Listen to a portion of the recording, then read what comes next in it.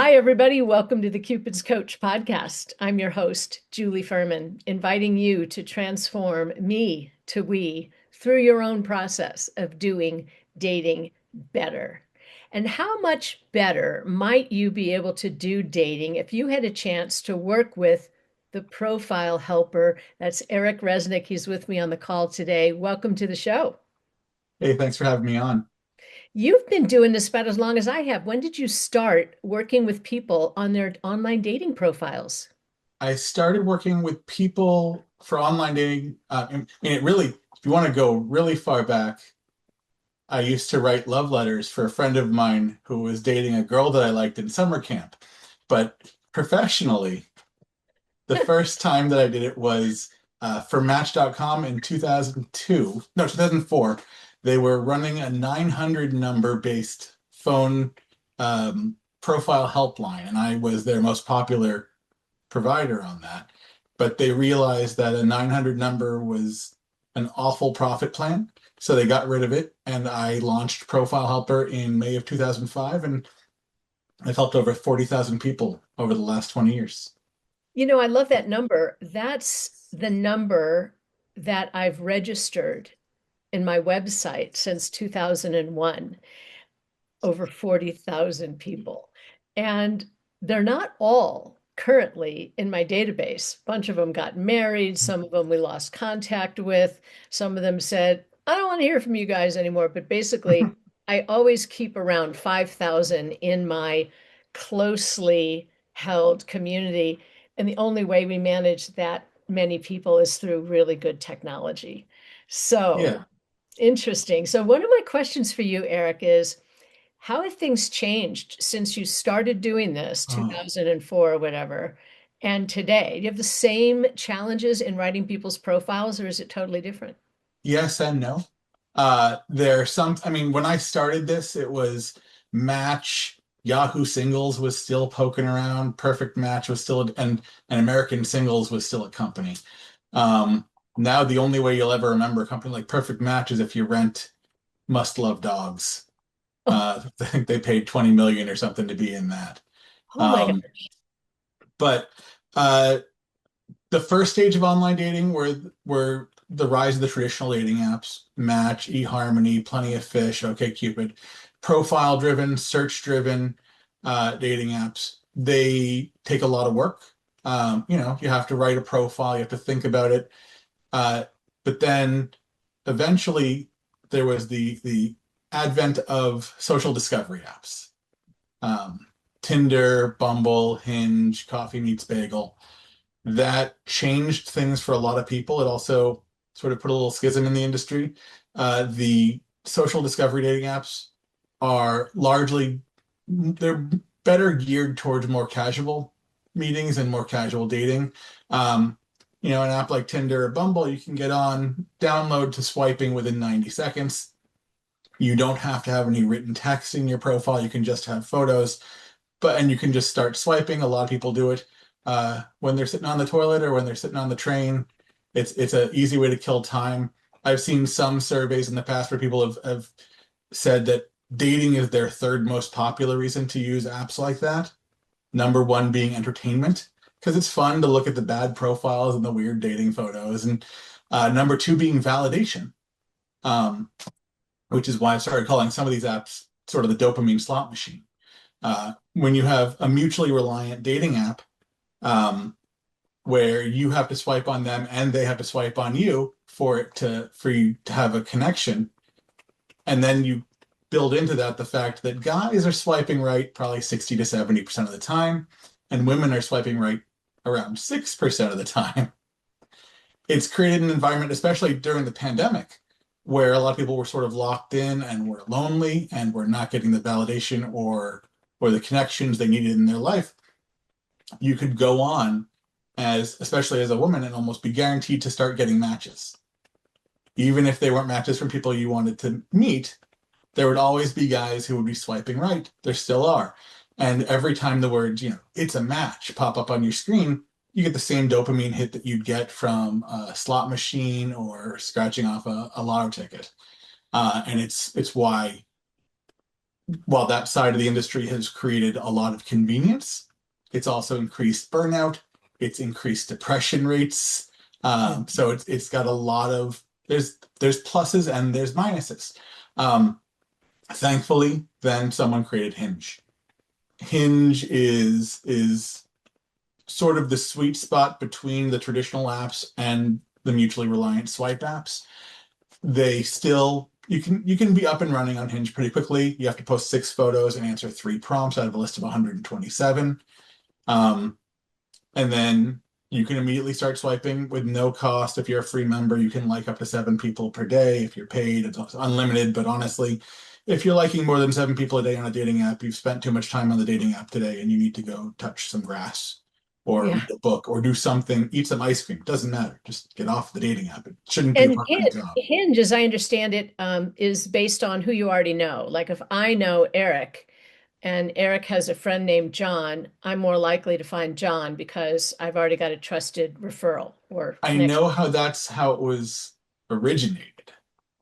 I'm Isn't that not way sure if it's anymore? still like that. Okay. Because there comes and there's in fact like Sam Yegan who created OkCupid and Hmm. went on to be the CEO of the entire Match group and actually acquired Hinge for Match. Um, he's gone off to build a new dating app that's just starting to come up in New York. I think it's called Center or see the Center or Centra. Um, and that one is that same exact philosophy of it's friends of friends. And even Facebook dating tries to do that a little bit, but there reaches a point in scale where, in the same way that when the league first launched, you had to be an Ivy League graduate. There's only so many Ivy League graduates, and there are more people they'd like to get money from as paid members than there are people who are Ivy League graduates. So they It's have to always about the money, Eric. It's always the money part is always in, look, but that's where business is, so I get it. online dating apps are great tools, but they're large publicly traded corporations. Yeah. You know, a dating app's responsibility is not to you as a user or someone who's looking for a date. It's their responsibility is to the investor. How do we use them well? That's changed over the years, but I wanted to ask you a question. You know, men are selecting far more than women are on Mhm. online dating.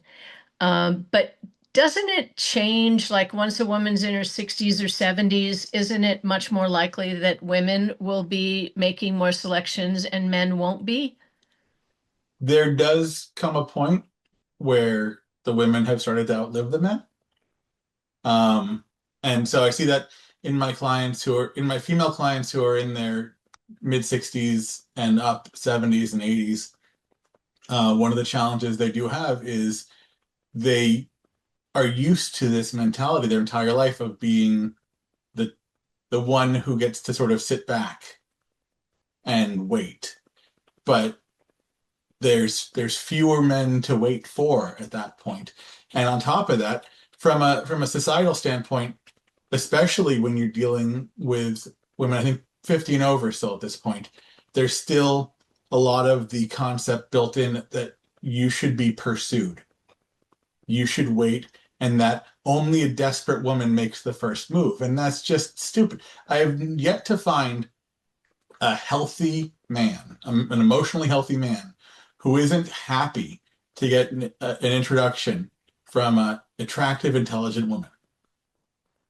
The only guys who get turned off by that are the guys who are so insecure that when they get turned off, it's a bullet dodged. It's not an opportunity missed. Interesting. Or it could be the men that are aggravated by getting selections from women is when they're getting selections from women that they're not interested in dating, which very There's often that. has to do with age, attractiveness, whatever. So, Sometimes that's due to a lack of self-awareness. yeah, that's right. We don't So, realize when we're looking for what I call an unnatural match. yeah, And the reason I ask this question, Eric, is I've never seen it like this before. I've been doing this since 1990, and still to this day, the percentage of men who check the box even 1 or 2 years older than he is it's minuscule. They don't think that way. They think Oh they're yeah. supposed to be dating younger, even if the guy's 85, right? Hmm. But women these days, over the age of 50, 60, 70, the older a woman is, the more likely she is to tell me she wants to be with a younger man. She thinks she's a better fit for a younger man because of vitality, looks, whatever. We all think we look a lot younger than our age. I try to tell people we kind of look like our age. We might look good for our Yeah. age, but we're not really fooling anyone, are we? No, and this, I think honestly, after 55, the number is not nearly as important as lifestyle, Exactly. you know? Yeah, values, lifestyle, shared passions. Um, and one of the things that I don't like about big age spreads between men and women is because their lifestyles won't be in alignment. A guy who's 52, he's divorced, he's Hmm. raised kids, he wants to date the younger girl, but he doesn't want to have another kid, and he doesn't want Exactly. to be with somebody who has three kids at home. So the smart thing for him to do would be target his contemporaries whom he happens to find attractive, right? That would be a smart thing, but instead what they'll do a lot of times is they'll just go onto Tinder and Bumble, aim super young, and they get frustrated at the failure, or they'll attract people who want them for what they can provide versus who they are. It's also Well, it's why sites like Seeking and Millionaire Match can exist. yeah. Uh, so But how do the men feel about that? If a guy's very successful and is a gazillionaire, does he really want to be wanted for that? Or is he just going to dangle the carrot so that he can have access to that woman who's 25 years younger? it, I've seen it cut both ways. With some guys, some of them have gotten out of nasty divorces, and they feel like they were sort of used for what they had, and they're tired of that. Or they've dated a bunch of women, and it's been more of an expensive situation than it's been a fulfilling situation. Um, and then there are the guys, and for those guys, they're looking. She's like they're tired. They're like I want someone who's going to be there for me, not because they're expecting me to do certain things for them. So, how about you target close to your age, Oh, gentlemen, right? How about I agree with that? you completely. And Yeah. the thing is, I get one of the most common things I get from men and women over a certain age is I don't look my age or I'm young for my age. And the first thing I do is I tell them to never say that again because it's a defensive posture. It's telling people I'm ashamed of what I am as opposed to I'm proud of who I am. And if you're Beautiful. coming at things from that perspective, then you're sort of already sunk. And some of them do look young for their age. Some of them look a lot older than their age. Most of them look around their age, but some of them are sedentary and watch a lot of Netflix. Some of them have been to 7 countries this year, or they've run an Ironman. And so what I have to tell them, I said, look, you can search as low as you want on the age thing. And some apps will actually block you from seeing people who aren't looking for someone up to your age. Like Match has what I call the anti-embarrassment feature, where if you're 70 and you're looking at 25-year-olds, it'll only show you 25-year-olds who are looking for 70-year-olds. Good. Um, that way you don't end up sending a message to a 25-year-old who's saying, "Oh, I think my grandpa knew you." Um, You know, but it's funny. Back in the day, Eric, yeah, when I tried to create my software, we didn't have it back in 2001, and I kept adding tools and adding capabilities.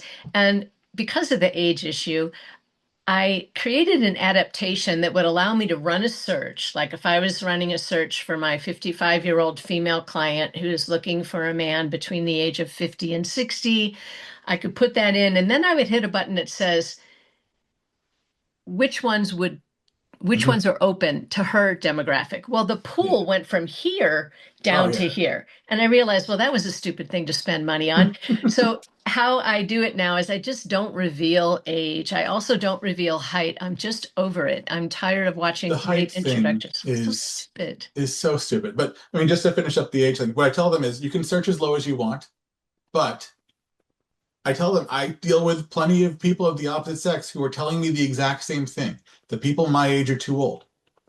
But you're the same. You're the same as those people. So look at them. You do not have to click on them. You don't have to swipe at them. You don't have to message them.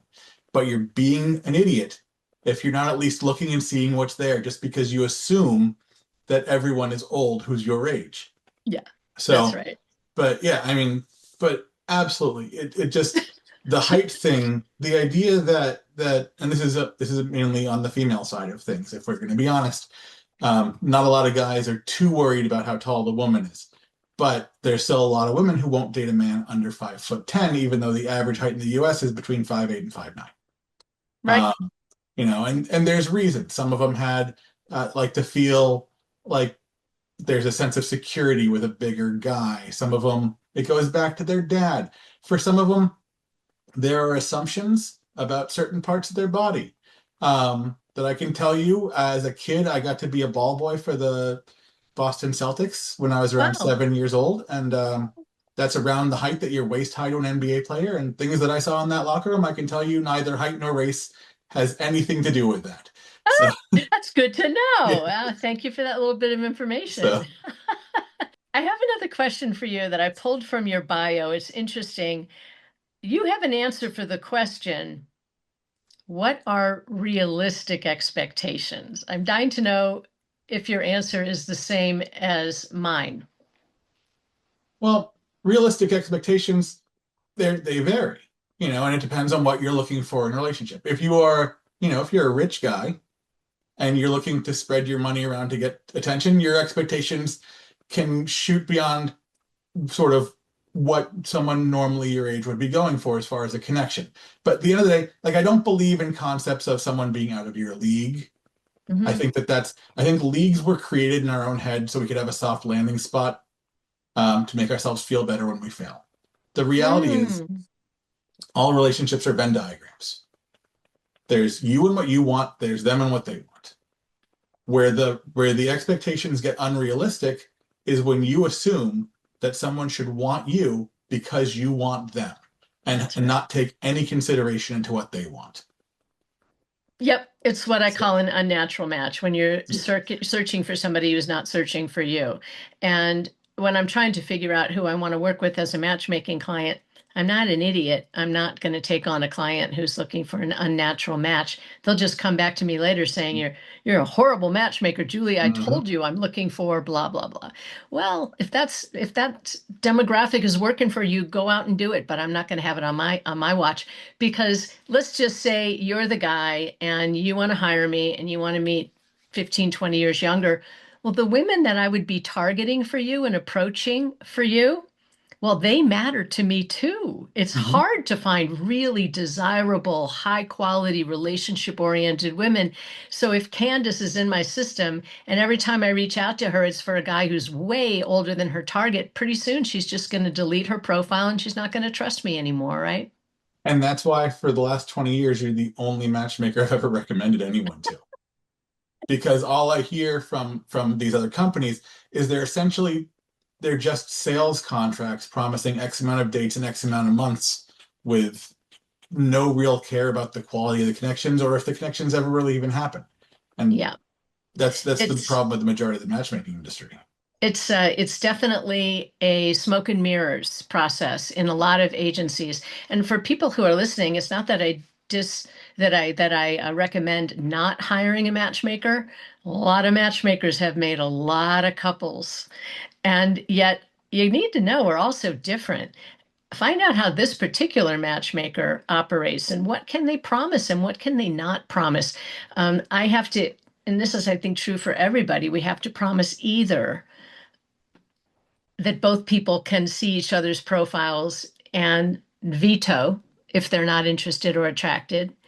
And then if you do it that way, you can't really promise a certain number of introductions because you might have that super fussy, picky person who never says yes, right? I don't want that person as a client.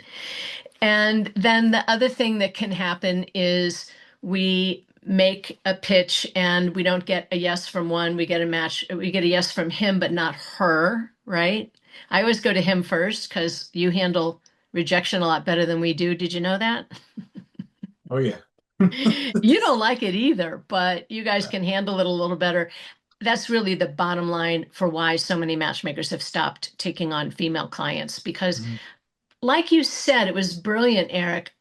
We didn't ever think we were supposed to have to work this hard. We were supposed to have suitors. They were supposed to come and find us. And Mhm. that's the way we were brought up. Choose from among the suitors who are there. Well, it doesn't feel like that for women who are in their 20s, 30s, 40s.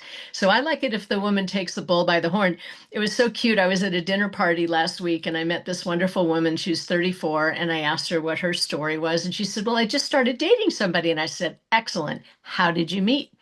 And she said, well, I was at the grocery store. I'm like, stop right there. Tell me how that happened, right? So she's Yeah. crossing through the aisles and she sees this guy and she notices he's kind of interesting and she keeps running into him, but she doesn't know what to say. Later on, she sees he's at the self-checkout stand. She doesn't normally go to the self-checkout stand. She feels a little uncomfortable, but she wants to meet this guy. So she does it, and she's kind of fumbling around a little bit. But she sees him, he looks over at her, and she says, it was nice shopping with you here today. She just had a nice thing to say. And he said, it was nice shopping with you too. And before she left, she said, you're kind of cute. You know, if I give you my phone number, would you call me? What's wrong with that? That's perfect. And because the thing, and like I focus mainly on the online side of things, but the one thing I have to tell pretty much every single female client, if you leave it up to, if you leave your happiness and your success up to the other side, you're, first of all, when two people are looking for each other, if one person's sitting on their hands, you cut your chances of success in half. But second of all, nobody out there knows what you want more than you do, and nobody out there cares what you want more than you do. It's true.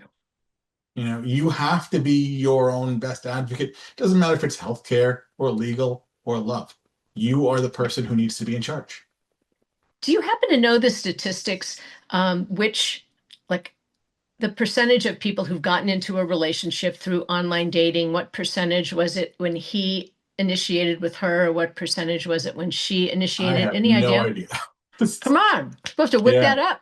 I wish I knew that, but I don't know that.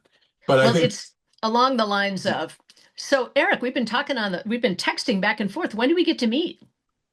Something like that. Women Oh yeah. complain about that all the time.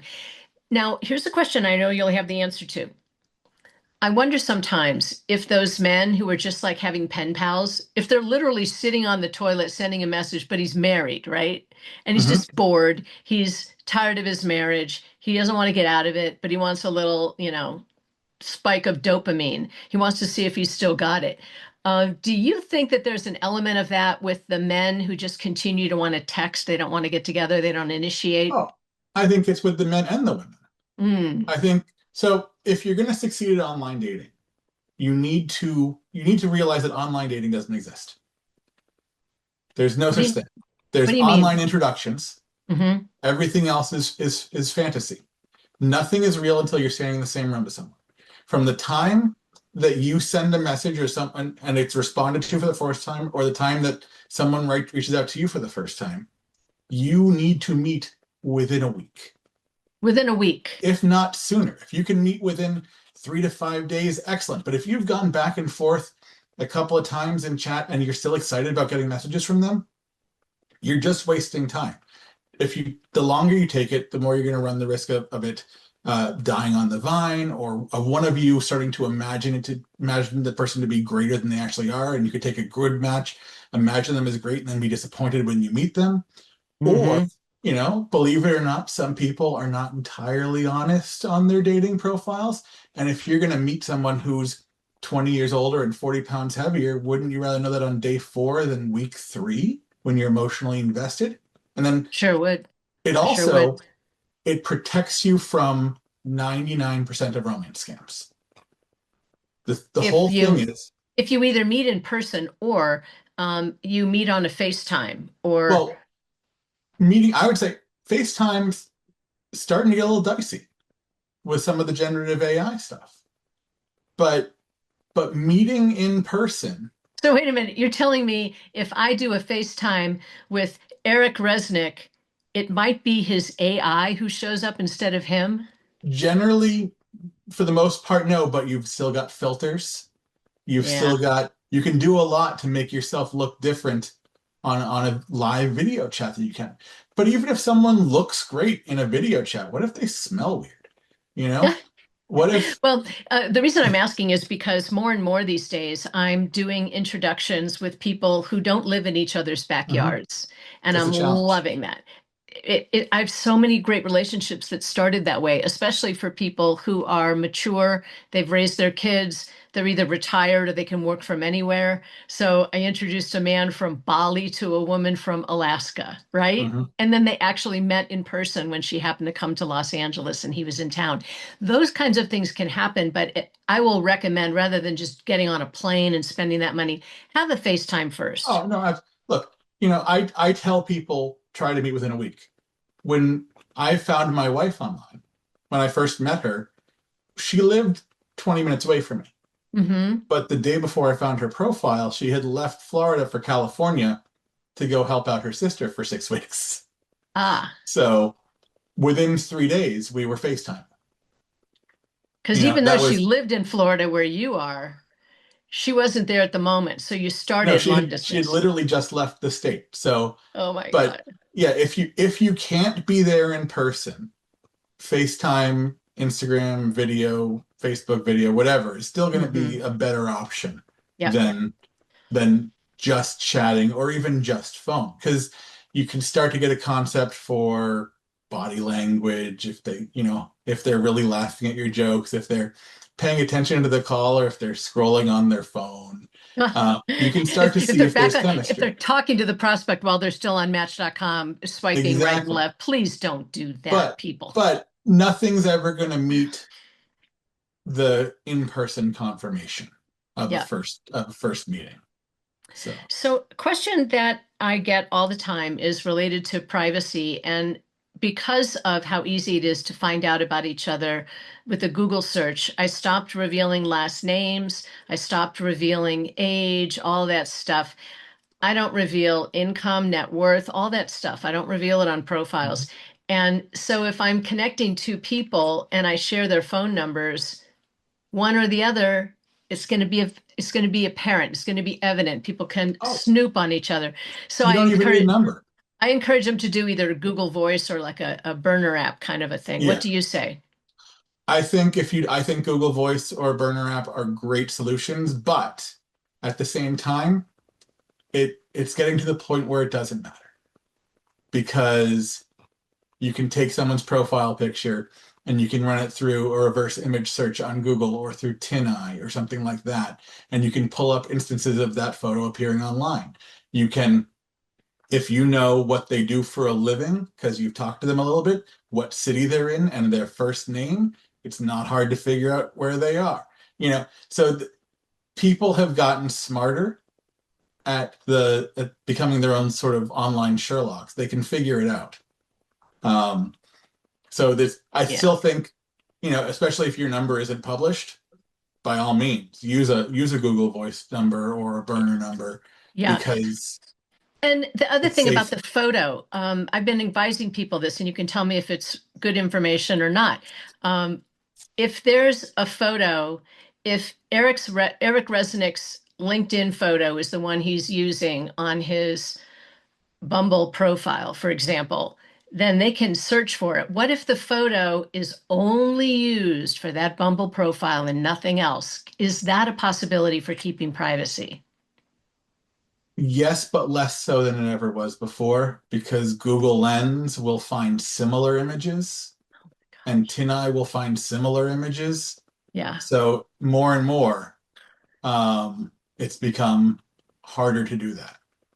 It's one of the reasons why I think my matchmaking company has been successful and fruitful for all these years because the scarier it gets out there, the more people want to have privacy. And I Mhm. work really hard to create that privacy. But, it happened just this last week where I went ahead and made an introduction. I need his yes first, and I got her yes. And he's asking me, how old is she? She's asking me, how old is he? Well, they are contemporaries, but each of them thinks they're supposed to be dating younger, right? Right. So eventually, I went ahead and set up the date. It was at his country club. And in order to get in the gate, they had to have her last name. So what do you think happened? I shared her last name, and Yeah. instantly he had an impression that she was going to be too old looking for Hmm. him. But we did the date because he knows, don't you dare Yeah. back out of a date that How we did it have. go? Actually, it went really well, and he wants to see her Yeah. again. And had Good. he just followed his instincts, thinking that I'm only going to be attracted to a woman who's 10 years younger, he would have missed it. So Now, it's like so the he, wild, wild west. how did she feel afterward? Did she still feel like he was too old, or was she? Actually, she no, Oh, she thought he was great, and she was great. happy to see him again. There was a couple of little red flags, but I would say they're more orange flags than Yeah. red, right? We've all got yellow flags and orange Yeah. flags. I encourage people to look for the green ones. Hmm. Seriously, know what your most important criteria are. And if they have that element, hang in there, have another date, have a third date. If you aren't feeling it by the end of the third date, it's probably just going to be a friendship. But don't ghost that person. Yeah. Keep the friend. If Eric and I go out on a date and we have a great time, maybe we have a second date, we go on a hike, but we're not feeling it, one of us has to say, well, this was fun. I don't know if I got a romance thing happening here, but I'm really glad we met. How about we stay friendly? I'll invite you to my parties. You can invite me to yours. And if I do it that way, you might actually invite me to one of your parties, thinking maybe you still have a shot at me, or maybe you don't. But Yeah. it's your college roommate who went to that party that I end up with, right? But not if I blew you off. No, and it's like there's this expectation. People cut people off immediately. So, oh, I don't want to date someone with any baggage. If you're older than 3, you have baggage. If you've made it through life without any baggage, you spent the majority of your life in a coma, and guess what? Now you have the baggage of having been in a coma for half your life and missed all of your life experience. You still got baggage. Basically, we just need to know we need to process our own baggage, all the stuff that's happened to us. It's the reason I have my boot camp. We get deep into it, Mhm. all the things that happened. What was that person's part in it? But uh-oh, what was my part in it, right? What Oh if yeah. what's when I'm at my worst, what does that look like, right? We have to look at that. Because whoever you end up in a relationship with, at some point, you're going to be at your worst. So I don't want this person to know only what you're like at your best. I want them to know, not necessarily on the profile, not necessarily on the first date, but by the time 2 or 3 dates happen and you're starting to think about intimacy and maybe you're kind of headed toward the Mhm. bedroom direction, don't do it till you have these conversations, people. What does sex mean to you? And what are they looking for? Are they reeling? Are they just, dizzy from a recent divorce? Or are they really ready for their last first date? Timing's huge, isn't it? Oh, yeah. Sometimes you're just not in the right place, but you think you are. Hmm. And that happens a lot with people who are divorced or people who are widowed. Hmm. And so whenever I have a client who's been recently divorced or widowed, the first thing I ask them is are you looking to move forward or are you trying to replace?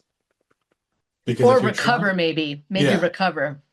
well, but if you're not just if you can't move forward without focusing on what was behind you as a bar, Yeah. then it's not fair to you. It's not fair to the former partner that you had. It's not fair to the person who's in front of you because you're not having a relationship with them. You're having a relationship with your memories and trying to use them as an avatar for it. Yeah, well said. Um, you're we shouldn't start dating just because we're lonely or bored, Mhm. right? Right. We have to enjoy our own company. We have to love ourselves first before we can begin to receive love, give love to another person. So, getting your footing after a divorce, after being Mhm. widowed, after a breakup is important. Now, you're a dating coach as well as a profile writer. What do you recommend for people to do to get their footing? So we're in this they call it like a big loneliness crisis right now. Mm, Um, and there's a lot of reasons for it. One, a lot of people work remotely, so they don't have their work friends as much as they used to. The fact that it's so easy to maintain friendships with longtime friends in different states make people a little less hungry to go out and meet people locally. yeah. There's also been a little bit more of a tribalistic attitude in the last few years when it comes to things like politics, and just a huge loss of these third spaces where people used to go and meet and interact. So when it comes to getting your footing, I tell people don't worry about dating. Think about friends. And one of the best places where I think people are meeting friends, if they're doing it right, are things like Meetup, Yeah. um, Hiking groups, hiking groups, dancing, the board things you love. games, drum circles, whatever you're into. Yeah.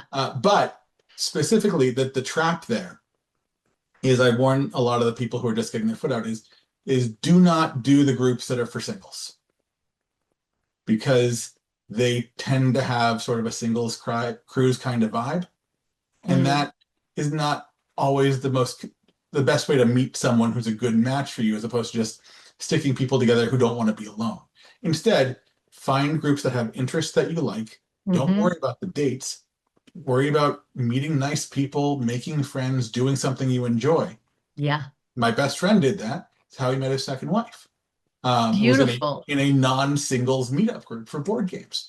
Um, Interesting. I'm glad you recommended that, Eric, because sometimes the meetup groups and the singles groups, it's the same people who show up over and over and mhm, over again. And sometimes they're people who are kind of awkward socially, and they show up all the time because it's the only way they get out there in the world. But people right. will tell me there's a disproportionate percentage of people who aren't I don't know how to say it, but who aren't qualified for them. You know, it's not the Right. type of person they're looking to meet.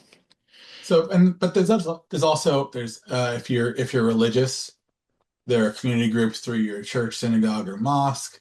Hmm. If you are civically minded, there are tons of groups you can join that are either charity based or or doing something, whether it's working with animal shelters or feeding the hungry Yep. or protesting things that they want to fight. But Yeah. you can find kindred spirits that way and build friendships that way. I loved it. People who are really dug in on one side or the other politically, Hmm. go do those things. Go Yes. sign up for a campaign. You're passionate about it. Meet people there. Don't go on a date with somebody and end up in an argument because they're not as progressive as you are. They're not as conservative as you are. Oh, gosh, please, people. Now, there's a question that you like to answer, and I'm dying to know how you answer it. Why a dating profile should never sell you? Oh, well, look, nobody, if there's one place where you don't want to feel like you're being sold to, it's romance. Do you want to end up with someone because they wore you down and convinced you to give them a shot, or because you felt a connection? And if you have to sell, that means nobody's buying. So on one side, it's annoying to be sold to. On the other side, it undercuts any sense of confidence you might have. Because if you have to try to convince someone to like you, that means people don't like you.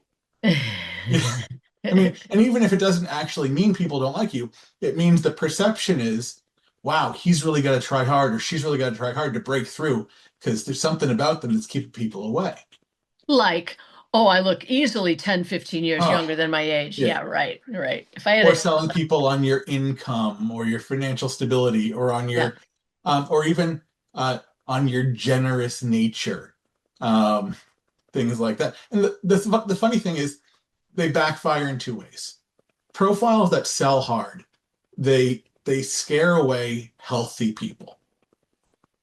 That's the first problem, because they scare away the people who are looking to connect and not looking to be convinced. But in doing so, the people they leave behind who are happy to jump on are either the people who are happy to take advantage of what you're selling, or who are willing to exploit it, the scammers.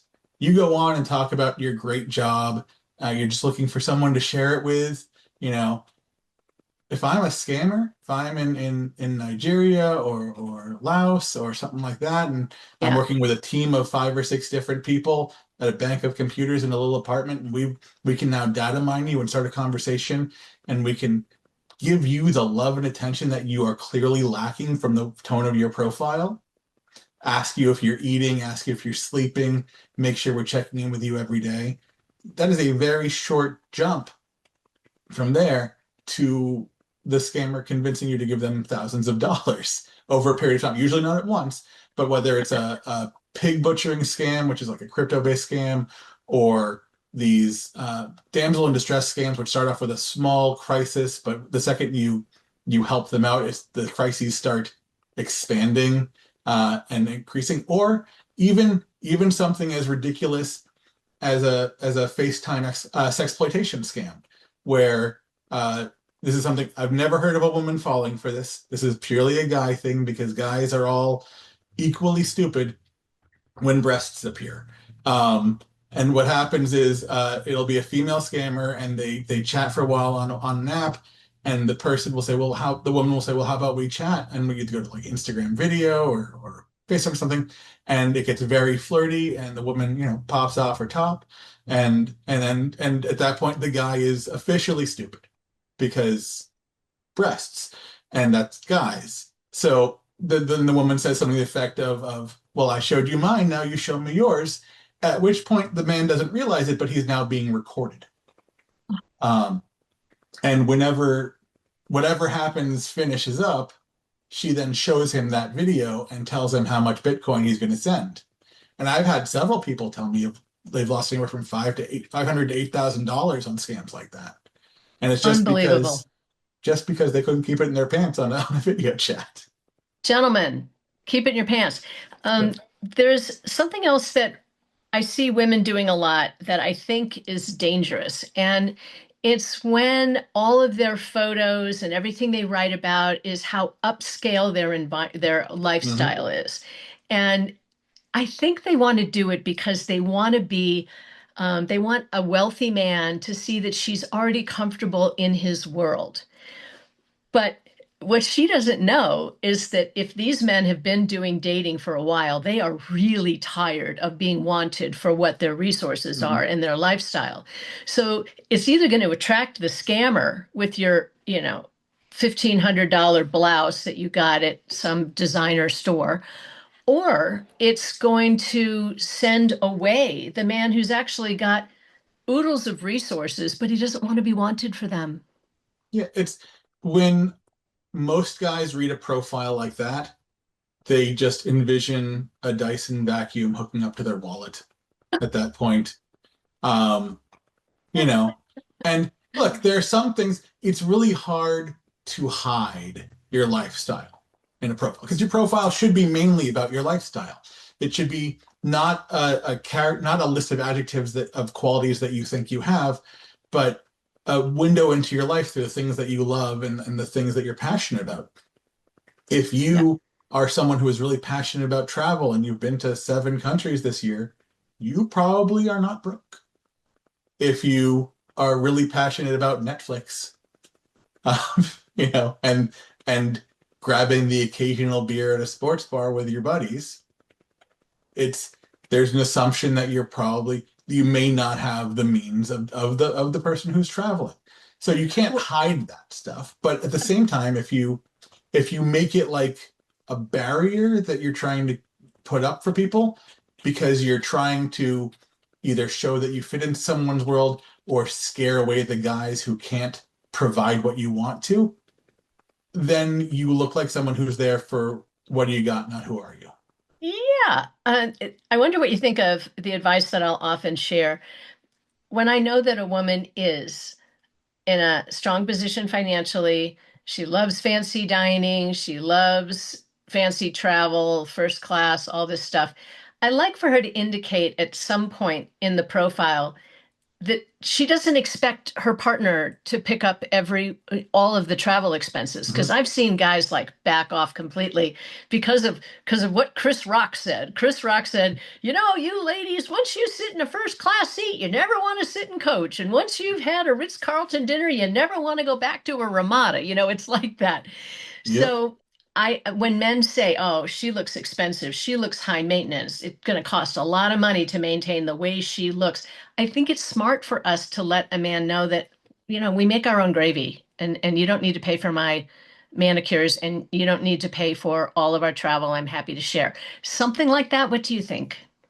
I think that's really smart. I usually frame it in more of a equal partnership. We both bring something to the table. And Yeah. it's not about what I do for you or you do for me. It's about what we do for each other.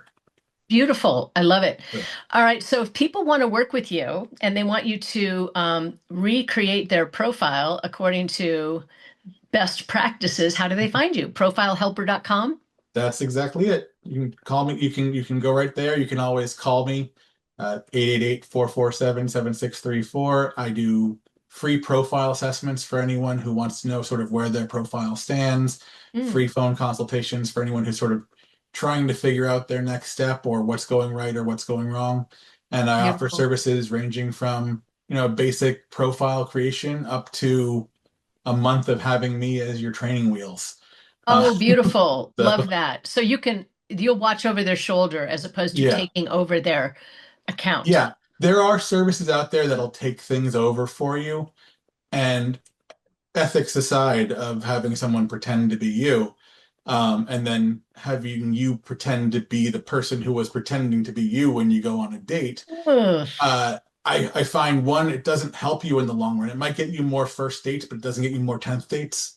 Mm, And that's the success. The success is not first dates. The success is 10th dates. You can yeah. get to a 10th date, you're in a relationship. You can get to a first, I'd rather someone go on one date in a 3 month period that leads to a relationship than 50 first dates in a month. Love it. Because 50 first dates a month is exhausting. Yeah. So, And one other quick question about photos. Do you recommend Snapper, Look Better Online, both of those companies, selfies, get your sister to do it? What do you say about photos? okay. Um, Avoid selfies as much as possible. And if you ever post a mirror selfie or a gym selfie, you just deserve to be mocked. But um, Snapper, Look Better Online, they're fine companies. It's the individual photographer you have to focus on. The Hmm. problem with having professionals help you, and I think professionals are an excellent last resort. The first best resort is to have a friend or a family member you feel comfortable with. Because, and I say this to my clients, taking pictures for your dating profile is one of the stupidest feeling things you're ever going to do in your life. And if you give it more importance than that, you're going to look like you have a stick up your butt. And the Yeah. problem is when you're going to these photography services, a lot of times these photographers are trained for portraits. So you have to train them to be candid. You have to ask them to use their phone and not their fancy DSLR. You have to joke around with them. You have to fight back when they put you in poses like the thinking man pose with your fist on your chin or like this that no one is ever going to do in real life. Yeah.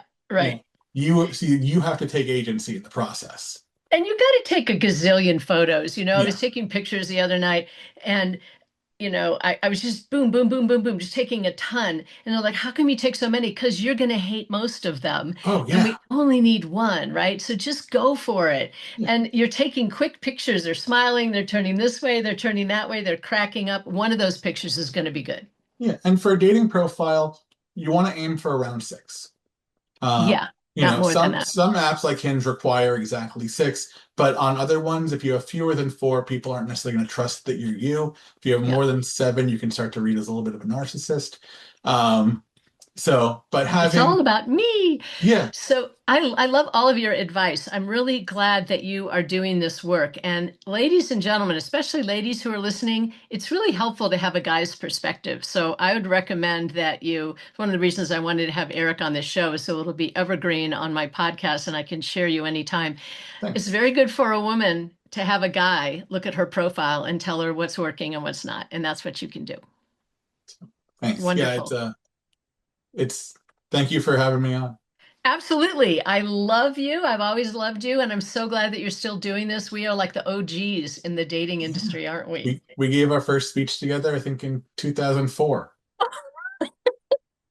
So Oh my gosh. Yeah, I had less wrinkles then, but I know so much more now.